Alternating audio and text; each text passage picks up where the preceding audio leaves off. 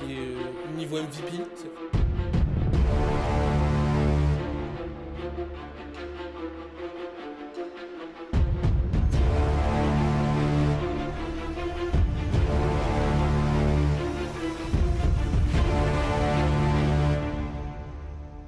Commencer tout de suite le débrief. Bonjour à tous, à ceux qui sont sur Twitch et ceux qui sont sur YouTube.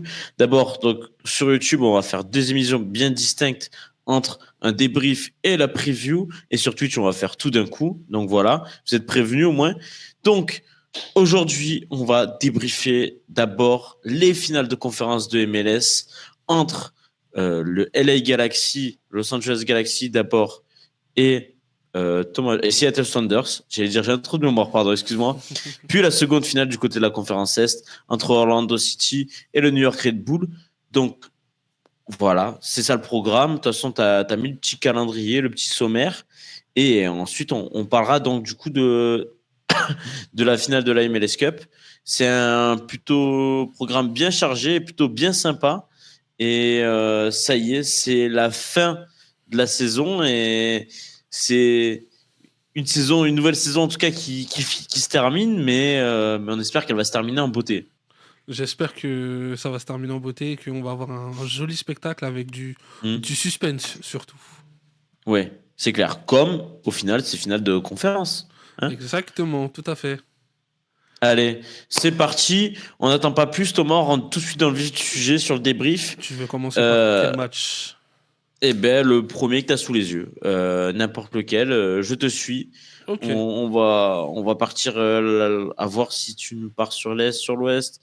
Ok, donc on part sur la conférence Est entre Orlando et le New York Red Bull. On rappelle Orlando qui avait éliminé. Ils avaient éliminé qui, Thomas? J'ai un trou de mémoire. Moi aussi, j'ai un trou de C'est pas mémoire. Cincinnati, Non, non? Atlanta. Atlanta, voilà, c'est ça. Qui avait éliminé l'Inter Miami Tout à fait. au tour précédent.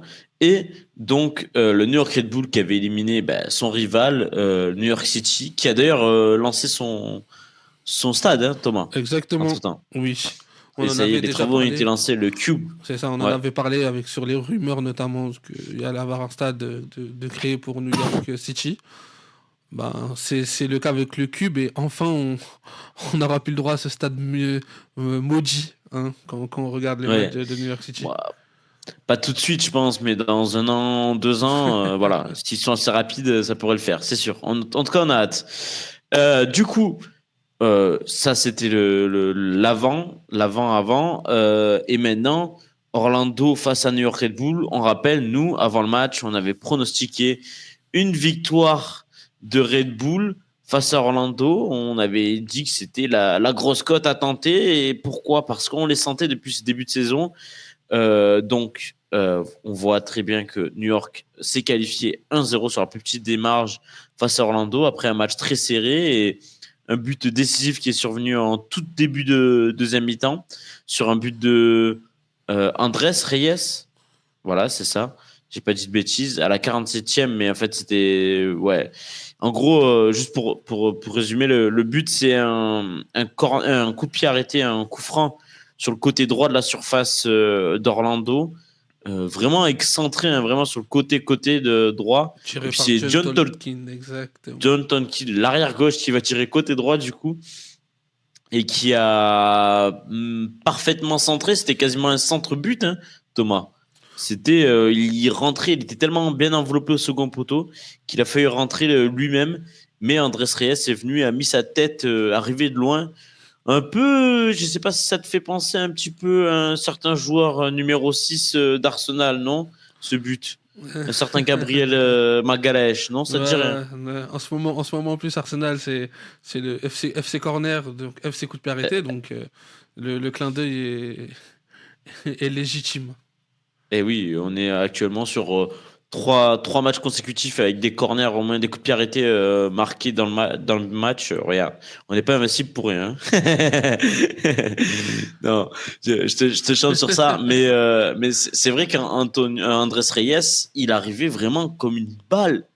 Vraiment, j'avais l'impression de voir une combinaison un peu de Arsenal sur ce but-là. En plus, ils ont même eu la réussite parce que le ballon, il tape le poteau Oui. pour rentrer. Donc, c'est que le Reyes, il était vraiment à la limite de que le ballon sorte et Hmm. il était vraiment tout proche de la cage. Donc, c'était pas évident pour lui aussi de se réajuster. Mais au final, il a quand même su la mettre au fond des filets et permettre à New York de se qualifier contre toute attente. Enfin, bon, même si Hmm. nous, on l'avait on l'avait pressenti en tout cas que voilà, Hmm. il y avait la possibilité pour New York de se qualifier et d'aller en finale. Donc, bah, d'ailleurs, du coup, avec cette victoire-là, New York devient la première équipe de l'histoire à être qualifiée en finale de la MLS Cup en étant septième des playoffs. Après, en même temps, j'ai envie de te dire que ça fait que 2 ans qu'ils ont ouvert jusqu'à la huitième place, donc c'est un peu logique, mais c'est quand même une très belle perf, ça c'est sûr. Même que ce soit dans l'histoire des sports américains, c'est pas tous les jours, tu vois, qu'on a une équipe classée septième qui s'en sort comme ça, qui de plus élimine le champion en titre dès le premier tour, qui ensuite élimine son rival qui était mieux classé, qui avait perdu lors de la saison régulière aller-retour. Et encore une fois, là, à l'extérieur, alors que j'avais regardé, New York, c'était pas une équipe phénoménale à l'extérieur cette saison. C'est seulement huitième ou neuvième de la saison en conférence Est à l'extérieur. Ils ont réussi à faire le braquage, le hold-up. Enfin, oui, non, mais le Doron, en tout cas, ils ont réussi à avoir la défense solide et ça a été la clé. Clairement, Orlando, on sait que c'est une attaque de feu, mais cette fois-ci, comme toujours, j'ai envie de te dire, dans les gros matchs, c'est toujours la défense qui va prendre le pas un peu sur l'attaque. Et ça a été le cas avec Orlando. On peut voir les stats, plus de possession, plus de tirs cadrés, plus d'XG du côté d'Orlando. Tout était plus. Mais finalement, c'est New York qui s'en est sorti. Thomas, est-ce que tu estimes que c'est vraiment un hold-up ce match? Ben, difficile de ne pas le faire remarquer, je pense. Mais malgré tout, je trouve que tactiquement, New York a été dans le vrai dans ce qu'ils ont voulu mettre en place. On sait que Orlando, c'est une équipe qui ne mâche pas ses efforts, qui met une énorme intensité dans la rencontre. C'est ce qu'ils ont fait également sur cette finale, mais New York a bien réussi à contenir les assauts et est venu piquer sur l'une de leur seule, je pense, l'une de leurs seules occasions de la rencontre. Donc, c'est un hold-up, oui, mais ça commence à devenir une marque de fabrique pour New York. Et donc, au final, on se dit que voilà, ils se sont peut-être trouvé un style de jeu et une manière de faire dans les matchs à enjeu et sur cette série de playoffs parce que tu élimines Columbus, donc le champion en titre, et tu vas à chaque fois à l'extérieur dans des contextes difficiles t'en sortir avec la victoire. Donc c'est quand même mérité pour New York au final et je pense que c'est la meilleure équipe qui l'a emporté tout simplement. Ouais, c'est un mot fort que tu as dit quand même, la meilleure équipe, alors que bon, peut-être que dans sa globalité, ça c'est pas le cas, mais aussi on peut rappeler que Orlando s'est mise en route très tardivement. Il y a eu aussi ça. Ils ont eu une série de victoires qui les a propulsés à la troisième place de la conférence, ou quatrième, troisième ou quatrième, je me rappelle plus, la conférence Est. Mais très tardivement, ils sont arrivés sur le fin en sprint un peu, alors qu'au final, Red Bull a été très tôt, a très bien commencé très tôt, puis est arrivé petit à petit à chuter dans ses performances, mais a quand même su rester régulier dans sa manière de jouer, dans sa manière d'être.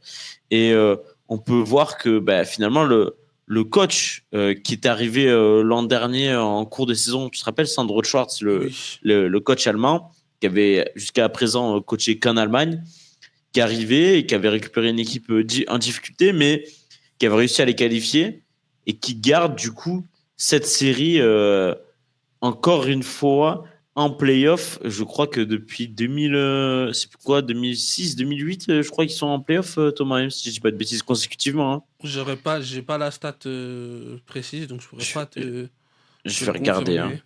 Mais je sais que c'est la plus grosse série de playoffs de l'histoire des sports américains consécutifs. C'est-à-dire que tous les ans, ils sont en playoff. Alors, la dernière fois qu'ils n'étaient pas en playoff, c'était en 2002, Thomas. Non, 2009, pardon. Ils ont fait une finale en 2008 qu'ils ont perdu.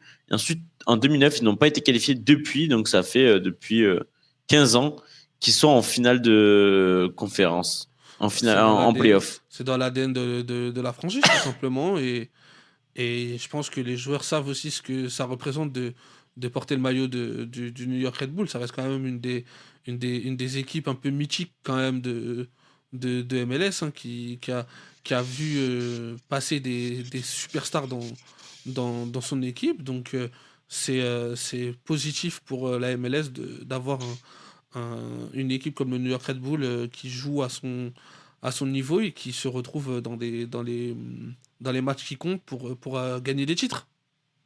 Une équipe mythique, mais qui n'a jamais gagné de titre, justement. Enfin, en tout cas, de MLS Cup, pardon.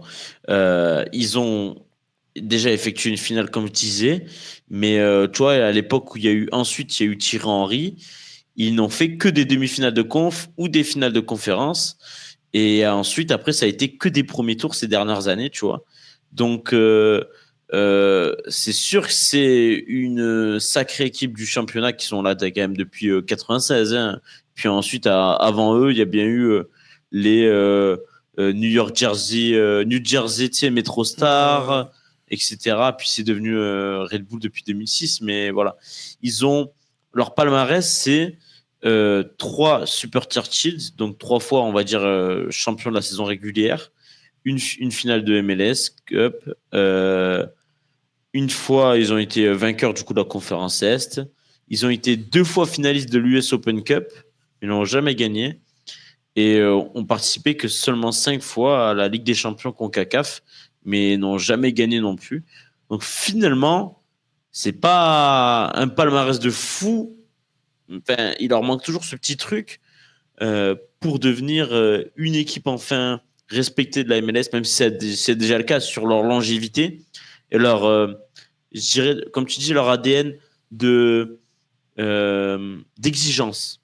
Je dirais ça surtout. Mais il manque toujours ce truc dans ce club de gagner des titres, en tout cas. Et visiblement, c'est peut-être pour ce samedi-là.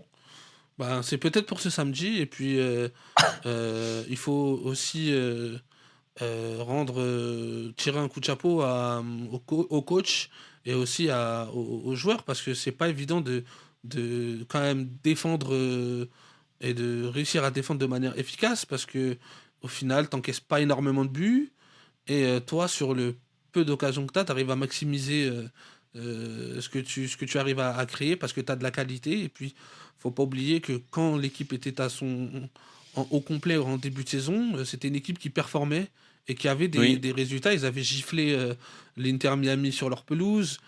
C'était une équipe qui, avant les blessures, avait quand même un bon niveau et c'est pas surprenant de retrouver un peu cette qualité-là dans les moments clés et dans ce run de playoff. Donc voilà, c'est peut-être enfin le moment pour eux d'aller chercher ce titre qui leur manque pour enfin vraiment asseoir totalement leur légitimité dans l'histoire de la MLS, tout simplement.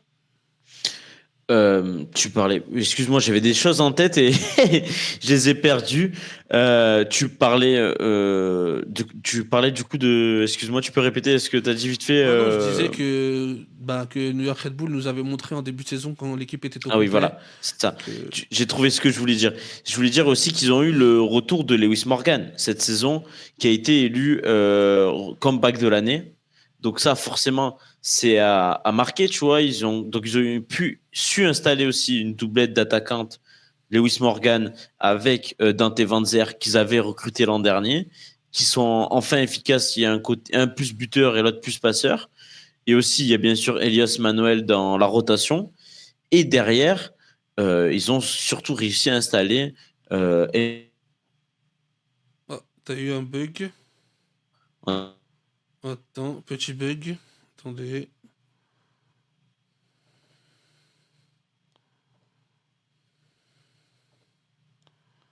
Ah, Romain, je crois qu'il a eu un bug.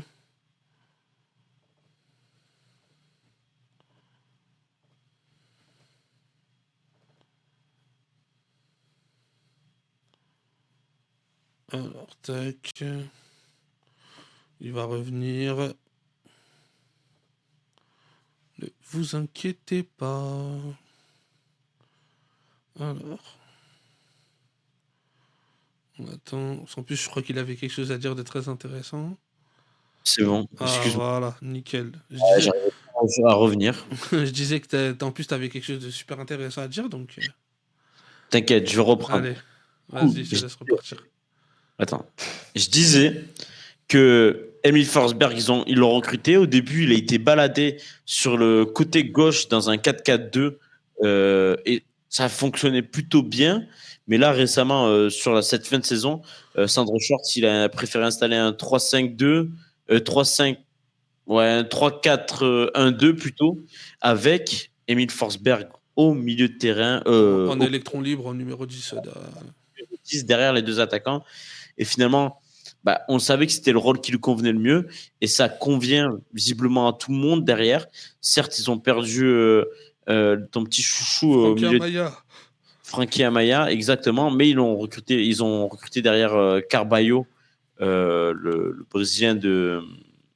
Il est brésilien, Thomas, je dis pas de Je bêtises. crois, Non, hein. Uruguayen, Il pardon. joue au Mais Brésil, hein. il vient de Grêmio. En prêt, Exact. ils l'ont pris en prêt. Ils l'ont installé à côté d'Edelman et ça continue de fonctionner. Ils ont solidifié aussi cette défense, mine de rien, en la passant à 3 Les avec les frères frères Nilis, Nielis. incroyable. Et le Nielis, match aussi d'Harper défensivement, ça a été du solide pour bloquer notamment Angulo, Ramiro Henrique. C'était c'est ça. très très fort.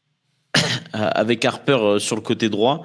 Et puis aussi, du coup, ça a permis, mine de rien, de donner cette possibilité à John Tolkien, qu'on connaît très bien en tant que très bon attaquant, d'être finalement enfin un piston et de pouvoir s'exprimer offensivement et défensivement. Ouais, et puis en plus, la force de Tolkien, c'est qu'aussi qu'il tire très bien les coups de pied arrêtés. Et puis arrêter Et exactement comme tu on dis. sait très bien que dans ce genre de match-là en jeu, ça peut jouer sur ce genre de petits détails-là. Et c'est d'ailleurs ce qui leur a permis aussi de marquer sur la rencontre. À noter juste que Carvalho n'était pas là sur le Oui, match et que c'est c'était ce que j'allais dire. C'est Stroud qui l'a remplacé, exactement. hein. Donc là, c'était aussi une incertitude pour New York Mm, parce que voilà, Carvalho sortait d'un énorme match sur le tour précédent c'est ça. fallait voir aussi ce que Stroud donnait au milieu de terrain. Au final, ça a été très bon aussi de sa part et ça n'a pas changé le niveau de cette équipe de New York. Au Mm. contraire, qui continue de s'appuyer sur ses vertus défensives et on a l'impression que voilà, ils aiment ça, ils aiment défendre et ils aiment venir un peu gâcher la fête des équipes qui reçoivent dans ces playoffs. Donc hâte d'être à samedi pour voir quelle configuration New York va nous proposer sur la pelouse d'une équipe où c'est très difficile d'aller gagner. Tu rigoles, mais la dernière fois que, oui, et la seule fois qu'ils ont été en finale de MLS, du coup en 2009, 2008, pardon, excuse-moi. Oui, c'est ça. C'était en Californie, à Carson, tu sais, donc je crois que c'est là où il y a le Rose Bowl. Donc voilà. Pour le clin d'œil, ils vont devoir retourner en Californie, mais ça leur avait pas porté chance la dernière fois. Ils étaient fait éliminer par Columbus Crew. Mais bon, cette fois-ci, ils ont éliminé Columbus Crew, donc on ne sait jamais. Euh, Par rapport au match, Thomas, est-ce que j'ai envie de te demander, est-ce que c'est Orlando qui a été fautif et qui n'a pas su faire la différence peut-être plus tôt avant que New York marque, parce qu'on savait que ce serait le jeu de New York de marquer tôt ou de marquer en premier en tout cas et de verrouiller derrière. Est-ce que Orlando a été fautif sur ça ou est-ce que c'est un très bon travail de New York qui a établi son plan de jeu à la lettre? C'est difficile. Je mettrais plus le crédit à New York sur son D'accord. animation défensive. Mais c'est vrai Ok. qu'Orlando a été très très brouillon dans les 25 derniers mètres et a été aussi un peu nerveux et a totalement déjoué à partir de l'ouverture du score que tu prends très rapidement en seconde période. Dès le retour des vestiaires, tu prends ce but évitable et derrière, Mm. on n'a jamais senti Orlando capable de pouvoir faire la différence et au contraire ils se sont frustrés et on manquait totalement de sérénité, de calme pour pouvoir retourner la situation. Et ça a fait le jeu de New York qui s'est contenté de bien être solide et de renvoyer les offensives d'Orlando qui n'ont pas été nombreuses devant le but, très brouillon, très peu d'occasions franches. On a eu beaucoup de situations, mais encore une fois, en finale, en playoff comme ça, quand tu as les momentum, il faut savoir en profiter et capitaliser. Et c'est ce que Orlando n'a malheureusement pas fait. Et New York, c'est lui régalé en venant piquer sur sa seule occasion du match. Et ce qui est drôle, Thomas, c'est quand tu regardes les stats entre la première et la deuxième mi-temps, c'est qu'en première mi-temps, c'est New York qui domine en nombre de tirs. C'est eux qui font 4 tirs, ils en concèdent qu'un seul d'Orlando. Donc déjà, là, à ce niveau-là, New York était plus offensif et avait la stabilité défensive. Et au retour des vestiaires, tout de suite, ils marquent. Et donc, ils n'avaient forcément plus à faire le jeu spécialement et à laisser plutôt Orlando tirer. Mais seulement 8 frappes, enfin 9 frappes au total pour Orlando dans un match, c'est, je pense, l'un de leurs plus faibles total de frappes depuis le début de la saison quasiment. Tu vois, Ah depuis non, qu'ils sont vraiment nuls. Ils ont été ouais, absorbés défensivement en fait. bah, surtout, les individualités n'ont pas été au rendez-vous. Un Facundo Torres a été beaucoup trop discret. Un Angulo sur le côté il a été mis dans sa poche par Harper. L'entrée de Luis Muriel n'a pas changé grand-chose, celle de Duncan Maguire non plus. C'est vraiment le secteur offensif qui a été défaillant pour Orlando et c'est aussi simple que ça, quoi, tout simplement. Donc c'est euh, c'est un ensemble des deux, ça c'est sûr, c'est un ensemble des deux. Euh, Thomas, du coup, pour finir, on va finir sur Orlando. Qu'est-ce que, du coup, tu as pensé de leur saison? D'être arrivé là, c'est déjà une énorme réussite face à une concurrence énorme, mine de rien, de la conférence Est. Franchement, c'est une saison plus que réussie au début de leur début de saison, au vu de leur début de saison. En fait, c'est quand tu regardes le début de saison d'Orlando, tu dois te dire que c'est plutôt positif au final arriver en finale de conférence. Mais moi, je commence à un peu m'impatienter avec cette équipe d'Orlando. Je pense qu'avec la qualité et les joueurs qu'ils ont au sein de leur effectif, Orlando doit être une équipe beaucoup plus dominatrice et qui ne doit pas laisser la possibilité à ses adversaires d'y croire en fait. Et Hmm. là, j'ai l'impression que c'est trop brouillon, c'est un peu trop nerveux, ça manque de calme, alors que pourtant tu as des joueurs d'expérience dans cette équipe. Déjà sur le tour précédent, ils gagnent, mais c'est pas non plus, ça souffre pas d'aucune contestation. Hmm. C'est un peu sur le fil, voilà, c'est sur des scores étriqués. Il faut maintenant réussir pour Orlando à transformer la domination et les situations que tu peux te créer en occasion franche et que ça se répercute sur le tableau d'affichage, quoi, tout simplement. Et c'est pas encore le cas pour Orlando, donc il va falloir travailler et voir qu'est-ce qu'ils peuvent faire sur l'intersaison pour pouvoir changer tout ça. Et ben, du coup, ma question, c'est qu'est-ce qui leur manque à cette équipe pour aller en finale, du coup? Je trouve que le 11 n'est pas encore défini, qu'il y Hmm. a des joueurs Je suis d'accord, il y a eu qui a- beaucoup de changements entre le début et la fin de c'est saison. ça, il y a des joueurs qui sont arrivés qui n'ont pas eu de place de titulaire, qui n'ont pas réussi à s'imposer dans l'équipe. On a Duncan Luis McGuire Muriel, qui avait réalisé une Maguire, très belle saison l'an passé, Lodero. qui n'a pas réussi à concrétiser. On sait qu'il y avait eu des rumeurs de départ aussi. Avec Middlesbrough qui n'est Exactement. pas été concluant du coup. On a aussi Angulo qui marche sur courant alternatif, ça souffle un peu le chaud et le froid. Ramiro Henrique qui est là, qui sort un peu de nulle part comme ça et qui lui aussi a su saisir sa chance. En fait, j'ai l'impression qu'on est encore on piétine encore et on patine et on trouve pas encore la bonne formule. Le coach trouve pas Mm. encore la bonne formule pour tirer le meilleur de cette équipe. Et puis, quid de Facundo Torres, qui j'ai l'impression a perdu de l'influence dans son équipe. On sait que c'était vraiment Tu lui lis dans mes pensées.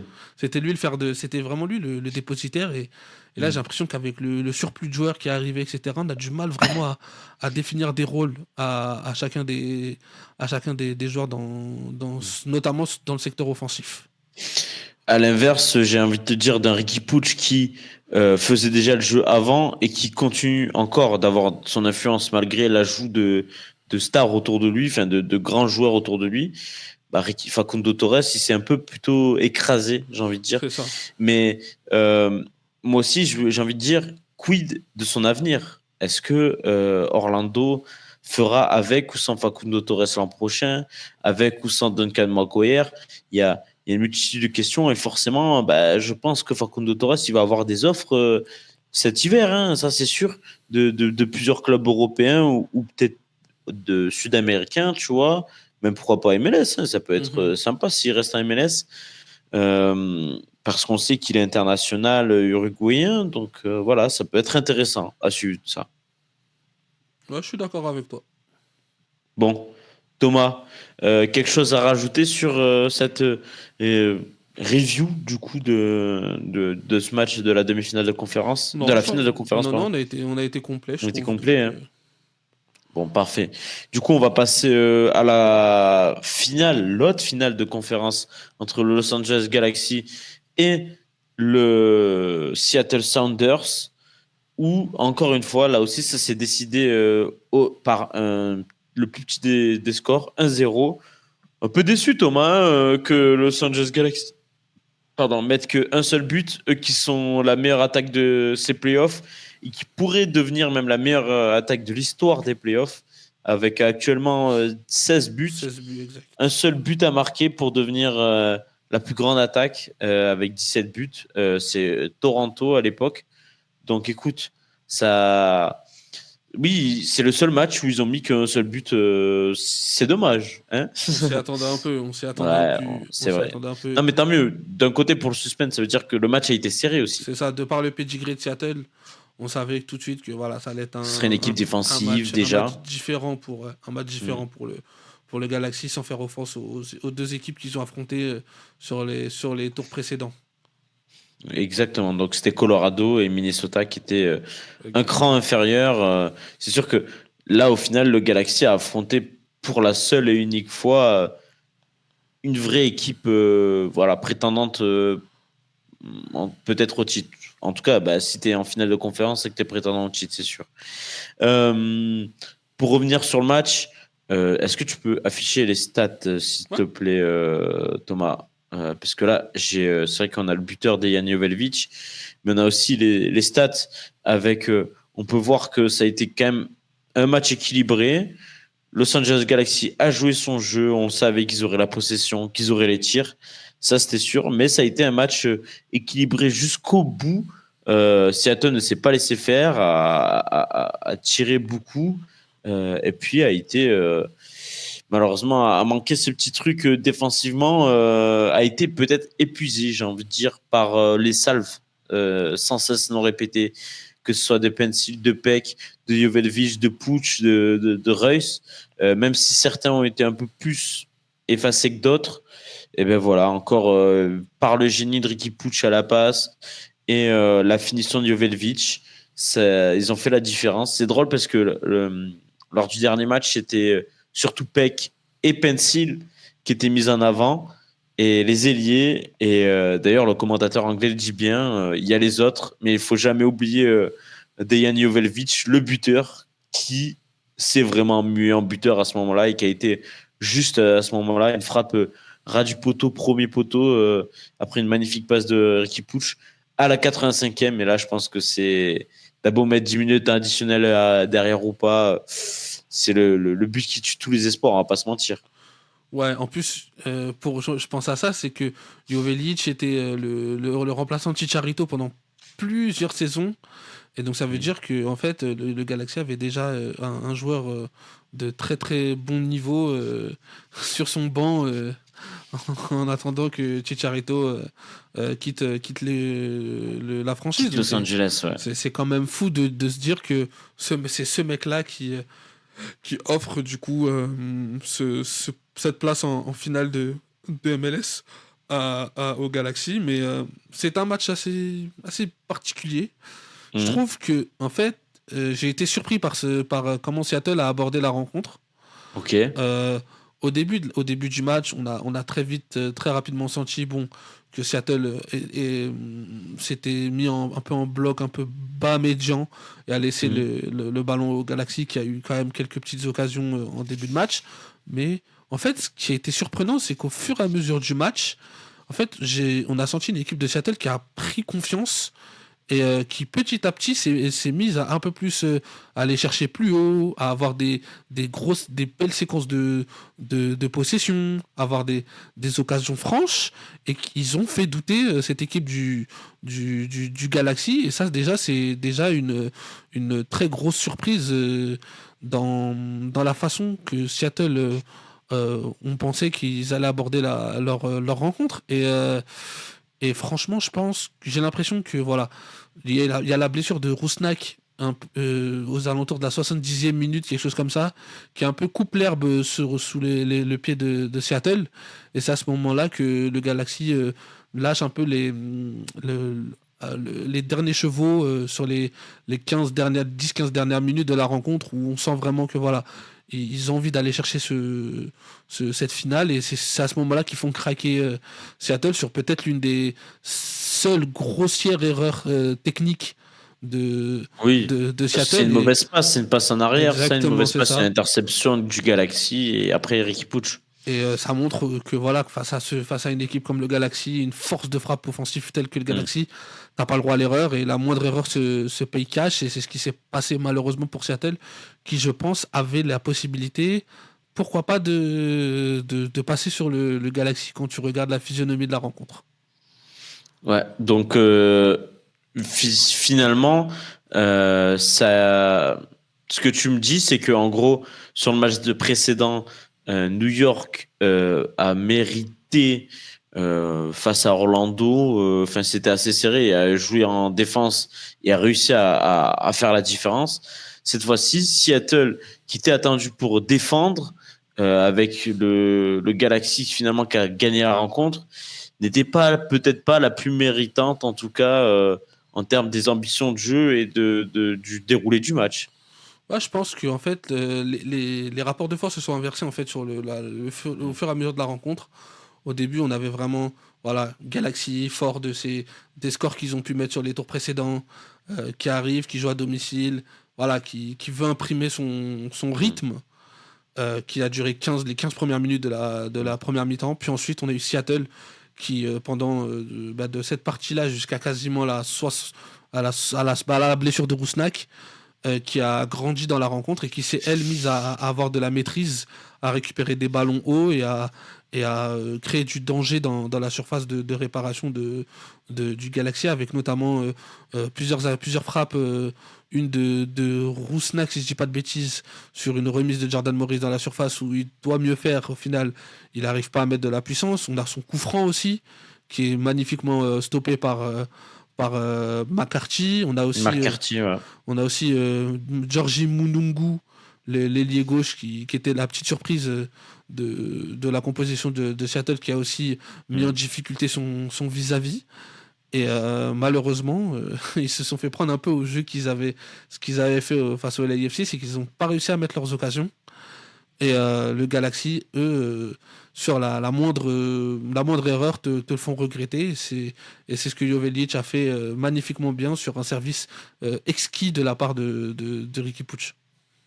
D'ailleurs, en parlant de Ricky Pucci, on peut parler de ce tournant du match, Thomas, à la 60e, parce qu'on est obligé d'en parler, où Christian Roldan prend un carton jaune après une faute assez violente sur Ricky Pucci.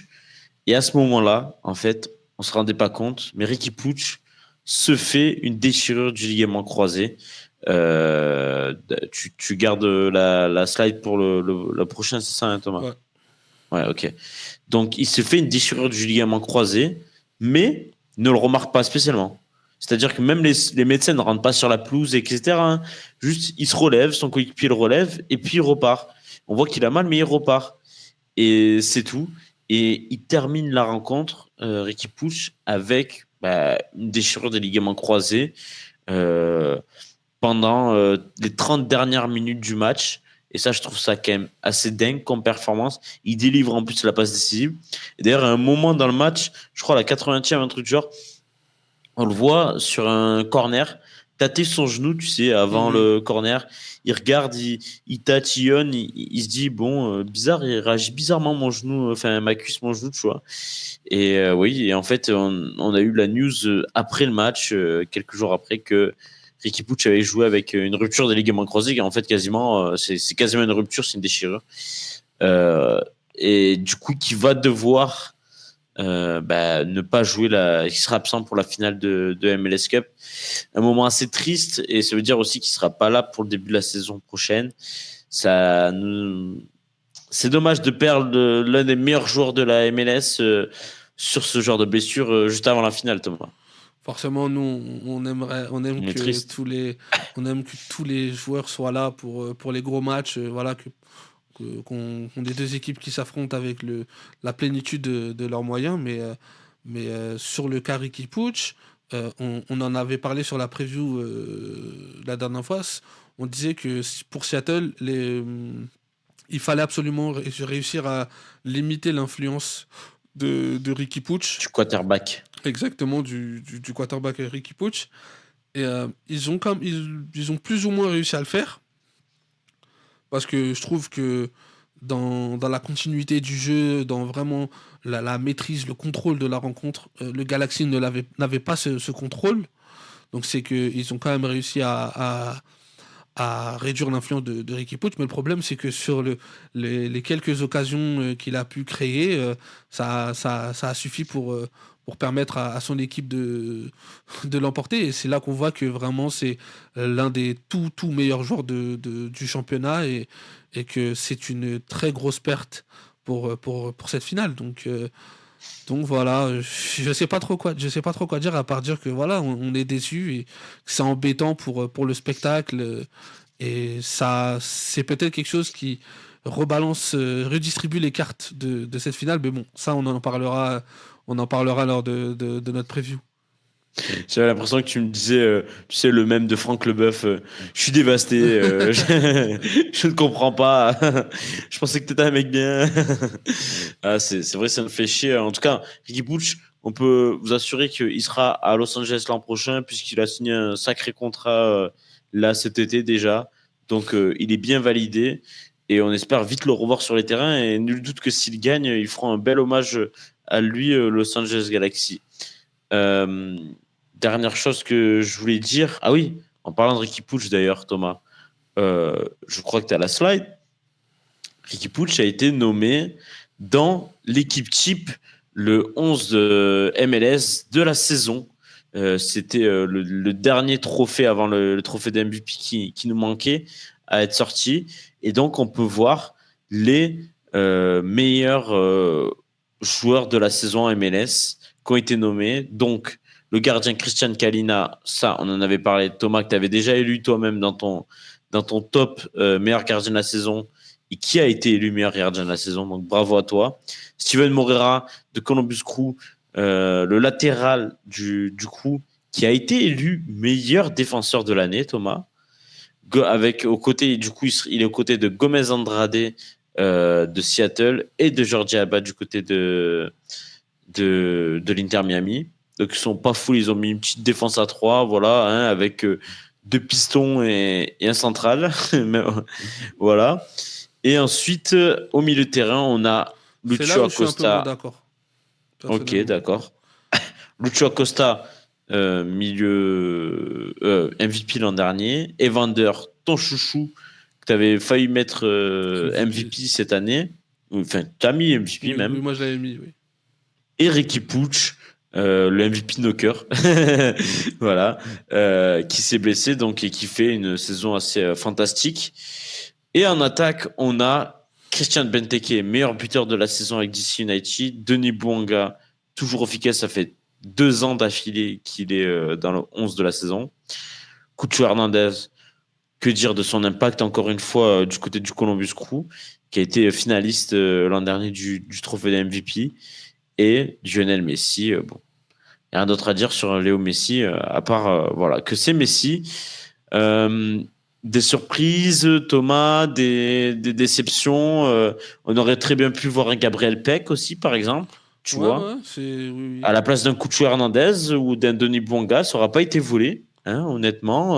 Même si tu sais qu'on aime bien Cucho et Denis, Gabriel Peck aurait pu mériter. Après, au milieu de terrain, t'aurais mis qui? oui. Bah, en fait, déjà, la compo, je la comprends pas. C'est un 3-3-4. Oui, ouais, 3-3-4, carrément. Bon, Tout pour j'aurais. le spectacle, on Ouais, va pas se voilà. mentir, Un hein, en 4-2, fait. peut-être un Hein. 4-2-3-1. Oui, voilà, c'est ça. Non, Ah mais bon. ou alors un 3-4-3, je sais pas. Ouais, Bon, voilà. bref. Mais Acosta, je suis un peu déçu quand même de Ouais, la saison de le MVP l'an dernier. Cincinnati. Hein. Je suis un peu déçu de la saison de Cincinnati pour le mettre. C'est vrai qu'il a toujours son influence, mais limite, est-ce qu'un Orellana. Orellana, pardon, ça aurait pas été limite plus judicieux du côté de Cincinnati, tu vois, Ouais, aussi. voilà, par exemple. Mais je trouve que voilà, c'est un peu trop simple. Je trouve que c'est un peu trop facile d'avoir mis Luciano Lucho, Acosta. ouais. Et en pointe, bon, bah, Benteke est normal. Bouanga, ça se discute. Sur la Hmm. saison, je trouve, ça se discute. Cucho Bah, Hernandez, tu prends Gabriel Peck, ouais, voilà, à la limite. ouais, hein, c'est ça. Hein. Ouais, je Et pense que pourtant, on l'adore, Denis Bouanga. je pense que j'aurais peut-être un Matos Boguš, où il est, par Ouais, exemple. ouais. Après, il a peut-être moins d'influence statistique, c'est ça aussi, il y a le truc, tu vois. Tu sais très bien que, mine de rien, c'est la superstar de l'équipe du Los Angeles FC, c'est Denis Bouanga. Ouais, c'est On peut dire ce qu'on dommage. veut, mais c'est lui la Non, oui, star. Hein. oui, bien sûr. Mais bon, je trouve que voilà, après, je suis pas très fan de ce genre de distinction-là, parce que je trouve que en termes de logique, des fois, c'est un peu particulier, mais ouais, sinon, il n'y a pas de grosses dingueries, on va dire, quoi. Il nous manque Luis Suarez aussi, par exemple. 20 buts, 9 passes D, 9 passes D, tu vois. Ouais, mais Hein est-ce que du coup, tu sors Benteke ou Cucho Hernandez? c'est ça. Bah, Parce que Benteke, c'est le meilleur buteur du championnat. ouais, c'est le meilleur buteur, mais bon, il a que 3 buts de plus que Suarez, j'ai envie de te dire, tu vois. Enfin, après, tu sais, ils C'est sont difficile. 3 à 20 buts. Hein. T'as Messi, Bouanga, Suarez à 20 buts, Cucho à Pour moi, 19 c'était buts. difficile d'enlever ceux qui ont eu des distinctions C'est du ça. 11, en fait. Et Mais c'est comment pour ça tu mets qu'un pas. Gabriel Peck aurait pu être à la place d'un Bouanga, par exemple. Mais Bah, c'est ça, Gabriel Peck, 16 buts, 14 passes je décisives. pense qu'ils n'ont pas voulu le mettre Après, parce qu'il y a déjà Ricky Puig du Galaxy et il n'y avait personne du LAFC, quoi. tu sais finalement, tu sais qui c'est que j'enlève? Dites. C'est pas Bouanga, c'est Cucho. Ah, ok. Parce que Bouanga, c'est quand même 20 pions, 11 passes D. Il est décisif, enfin, au niveau des passes D aussi, tu vois. Donc, Cucho, c'est 19 buts, 13 passes D. Je suis d'accord, il est tout autant décisif, hein, mais bah, je sais pas. Ouais, et je mets Peck, Bouanga, Messi, Benteke, tu vois, par exemple. Mais c'est vrai Ouais. qu'il y a. Et on peut aussi mettre un Chicho Arango. Oui, mais après, bon, je trouve que la deuxième partie de saison de Soltec, elle était un peu plus dans C'est l'anonymat, ça. c'était un peu plus Mais compliqué, tu quoi. prends, on rappelle quand même que tu prends la première saison, la première partie de saison, c'est Chicho Arango tous les jours. On se Oui, posait même oui, pas la bien question. sûr, bien sûr. Bien sûr, bien sûr. Donc ça va vite, tu vois, le foot. Après, bon, c'est vrai que Après, c'est difficile parce Acosta, qu'en MLS, il y a c'est beaucoup 20 passes décisives. Hein. il y a- C'est le meilleur passeur de la saison, Thomas. Hein. Ouais, donc c'est pour ça aussi que. Il y a ça, il y a Evander qui a 19 passes. Pour moi, Evander, Voilà. ça fait genre, c'est aucune contestation, tu vois. Ouais. Vraiment. 19 passes, 15 passes D. C'est pas mal, hein.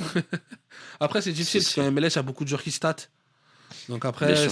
c'est plus des goûts et des couleurs que je trouve qu'il n'y a pas vraiment de 11. Les fameux goûts couleurs, hein, Thomas. Ouais, c'est tes goûts et tes couleurs de merde. Exactement. Ouais. Mais C'est comme si quelqu'un qui dit ouais le parrain c'est bien, tu vas lui dire ouais non, je suis pas d'accord, Pattaya en fait c'est mieux. Non, c'est tes goûts et tes couleurs de merde. ah, t'as dit Pattaya, t'as pas dit Taxi 4. C'est ça la vraie ref, mais exceptionnelle. Ah non, j'adore. Mais aussi, on peut parler. Enfin, il y a un mec, tu sais qu'on a vraiment pas du tout parlé de sa saison, mais en termes de stats, il est là. C'est Daniel Gazdag, Thomas, qui, après une saison l'an dernier beaucoup moins fort statistiquement, tu sais, il y a 2 ans, il était monstrueux. Cette saison, l'an dernier, moins bien. Cette saison, il repart avec 17 buts. Il est milieu offensif.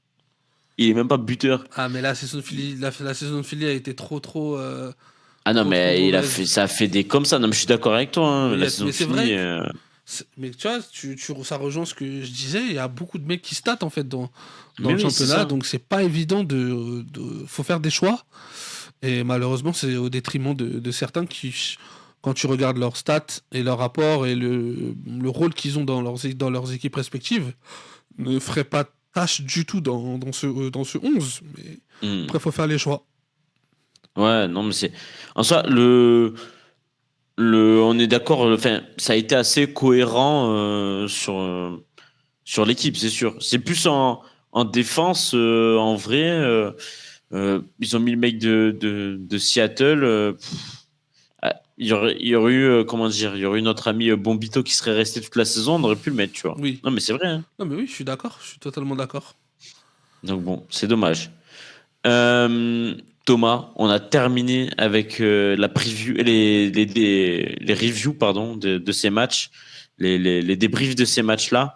On va passer maintenant désormais à la preview, je vais y arriver, de la finale de conférence, la finale de MLS Cup. Oula, je vais y arriver, Thomas. On va y arriver, on va y arriver. Donc, c'est parti tout de suite pour la finale MLS Cup.